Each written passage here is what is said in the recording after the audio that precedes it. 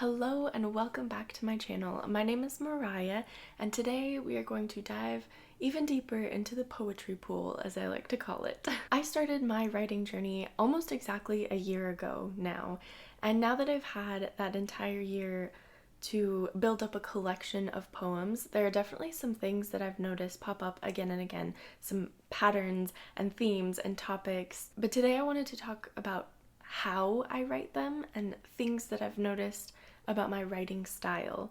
And specifically, we're talking literary devices.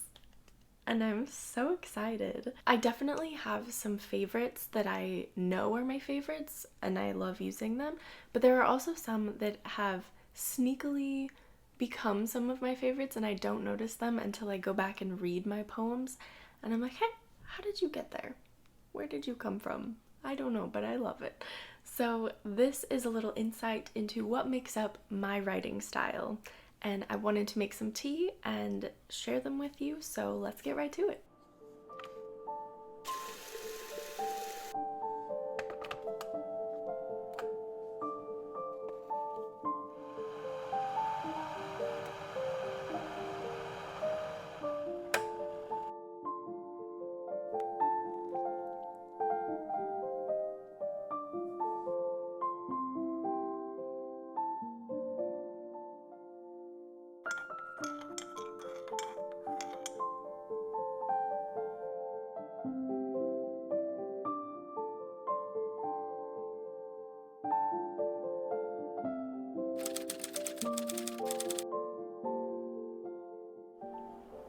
One of my all-time favorite literary devices is personification. Now, for those of you who don't know, personification is giving human characteristics to any non-human object or idea. I love giving inanimate objects life. This is something that I've done ever since I was a little kid. I think most kids use their imagination to do this, but to this day, numbers for me have whole personas, genders and styles and personalities, desires, goals in life. And not just with numbers too. Like, this is something that I've done throughout my entire life. When I think about things, they have personalities. I talk to objects all the time. I mean, who doesn't? But I apologize if I accidentally hit something. I talk to my plants every once in a while just to check in with them, see how they're doing. Nature always sneaks its way into my poetry, and I am not complaining. Sometimes the moon is very feminine and ethereal, and sometimes it's more masculine and like stoic. Stars have a mind of their own. Water can be very romantic or very powerful. Giant trees are like wise old men. It's always changing and evolving depending on what I'm talking about or how I'm talking about it. It's always fun to explore how you view objects and what you would see them as if they were people. And I think that can open you up to a lot of ideas and concepts to explore in your poetry, which is why I think nature has always been a huge source of inspiration for poets. It is very active and alive in and of itself, so to give human characteristics to it is, in my opinion, not that far of a stretch. It's not that far of a leap to make water an active living thing when rivers and oceans are so living and active. But this is something that I love doing, and it is so much fun to explore your imagination and see what you come up with. If I can find a way to give human qualities to an inanimate object, I will definitely take it every time.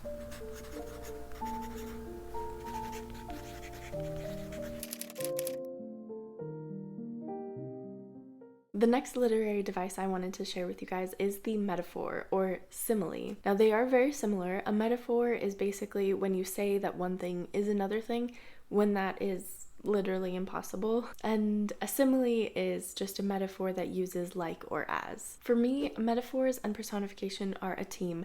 They are lovers. They are inseparable. They always go together. But of course, that's not always the case. You can totally separate them. But I absolutely love using them together to really dive into what I'm talking about. And finding that perfect metaphor is just the best feeling. Sometimes a simple metaphor or simile will do, and other times it's this extended metaphor that covers the entire poem. It honestly feels like the poem decides what it needs and I'm just here to write it down. There are countless metaphors out there, but there are also a lot of cliches. Sometimes I like to lean into the cliche, and sometimes I like to subvert the expectation of the cliche. Other times I like to really scour my mind for a metaphor that I've never heard of. My favorite poems to read and write are dripping with metaphor, and I just can never get enough of them.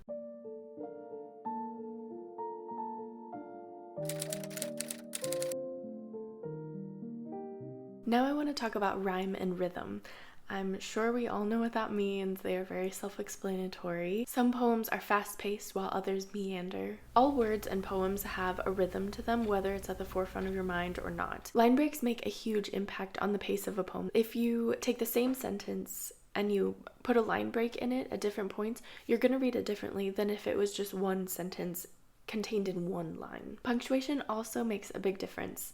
Nicola Morgan, a British author from Scotland, once said, "Punctuation is a fabulous tool for controlling your reader.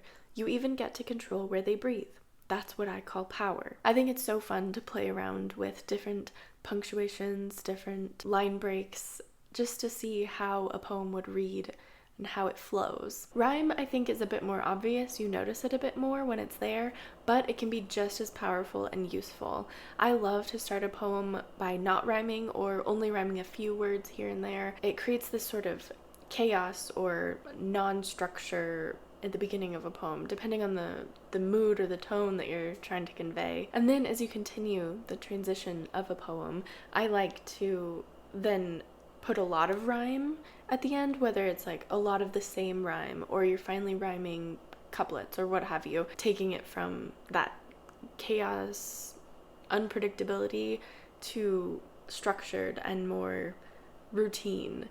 I think it can be very impactful depending on what you're talking about. And the opposite is true, going from very structured, melodic rhymes, very methodical, and then transitioning into not rhyming as much can be very powerful and create a sense of like breaking free or, I don't know, losing control or whatever the emotion is. When a poem starts off one way and then changes to another, whether it be a shift in tone or character, it means something because we didn't start off that way, so something has changed. Rhyme and rhythm are great tools to use.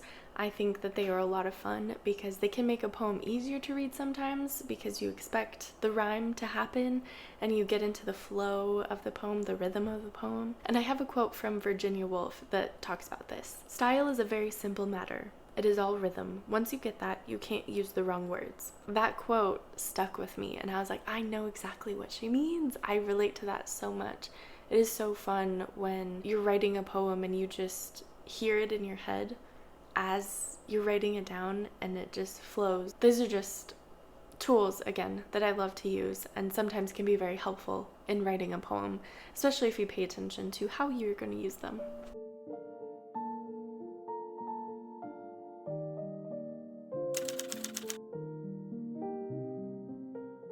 The last literary device that is officially on my list is imagery. Now, imagery is descriptive language that conveys a certain image or appeals to your five senses. Painting a picture with words, if you will. And this is something that I absolutely love to do, and I love to read it in other people's work as well. It really sets the mood and adds depth. It can really draw in a reader because it gives a descriptive picture of what is going on and what is being felt. I mean, we all know the cliche, a picture is worth 1,000 words. Even describing a picture can invoke so much without having to go any further. The way that you describe a scene or object or person or emotion can really give the reader a sense of what they should feel about it or how they feel about it. It can bring a lightness to a really heavy subject, but it can also exaggerate the depth of an emotion or whatever is going on. I love imagery and the versatility of it. It is so beautiful. It's also a lot of fun for me because I picture things in my head anyway, so a lot of times my memories invoke imagery or thinking about the subject matter of my poem invokes pictures in my head, so I just describe what I see. I have so much fun with imagery when I'm writing, and also when I'm reading. I love beautiful flowery language. I am a sucker for those beautifully descriptive passages. I mean, I'm a romantic at heart, what can I say?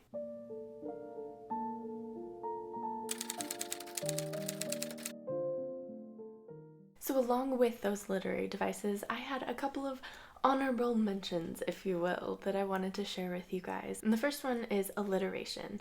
Alliteration is the repetition of the beginning sound of a word. I definitely have come to appreciate it because it's just fun. It makes your words flow. It gives it a certain texture. It gives texture to your poetry, and it is so fun, but it is also useful. It can invoke a feeling of anxiousness or anger, even romance, depending on the sounds that you use. They can be explosive sounds like b, p, k, or more soft sounds like s, m, w. Similarly, assonance is the repetition of vowel sounds in words, and I love this one.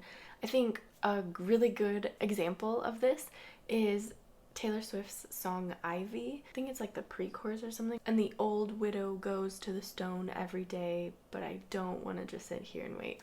She uses those O sounds, especially because of the melody. It like exaggerates the O sound. Not to dive in too much into the meaning of that, but like O sounds can be very like visceral and emotional. Like it's just a sound that comes out of us without us trying. We say oh when we're surprised, can be very like romantic or passionate. For her to use all of those sounds together, not only does it roll off the tongue, but it also conveys that sense of emotion, that sense of vulnerability. But all in all, alliteration, lovely sounds, lovely effects. It's a great one. The next one is enjambment. Enjambment is something that I learned about in school, but then I never ever thought about it again, really. The only time I ever think about it is when I'm reading like Shakespeare or something. The sentence continues to the next line, and that's all it is. This is something that I've discovered I really love doing. It can really control the flow of the poem. Again, that rhyme and rhythm is really important, and this is another way of achieving that. I think when thoughts continue over multiple lines, it creates this like rushed sense of the poem, or like a rushed pace. If you have a lot of individual lines and then you throw in some enjambment in there, you really notice it, and it really shifts whatever it is. I think it can also be really cleverly used when a line can be read on its own and it means one thing or it means a specific thing, but because it can also flow into the next line, it can change the meaning or create like this like double or triple meaning based on that line break, and I think that's really clever sometimes. I love that it opens up the interpretation of the poem, and you have all of those layers there that you can dig into. Those are the best.